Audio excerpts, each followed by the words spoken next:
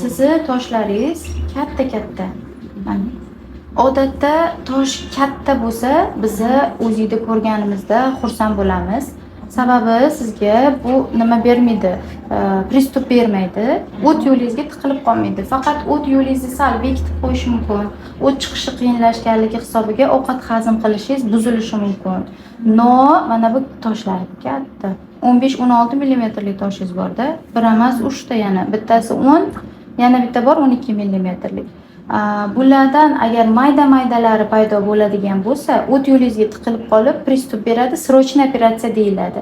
Sizni holatingizda operatsiya qildirishingizni keyinchalik ham orqaga sursangiz bo'ladi. Bir umr umuman operatsiya qildirmayman degan narsa afsuski yo'q, sababi tosh uzoq vaqt turganida o't qopini, devorini yemirilishiga sabab bo'ladi degan xulosalar ham bor. Bu keyin ekstremniy operatsiyaga olib kelishi mumkin. Поэтому planoviyni bir o'ylab ko'ring. Sizga pristup bermasa, toshchani yaltirashni qanday chiroyli.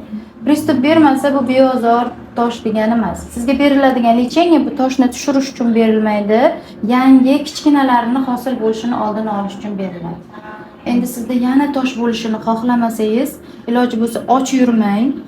Och qolganingizda srazu nimadir ovqat yeng. Agar och yursangiz, o't yig'ilib ketadi, tosh hosil bo'lish ehtimoli yana oshib ketadi. Поэтому baribir ham xirurg bilan bir maslahatlashasiz, no gastrodrogda пока lecheniya olib turasiz.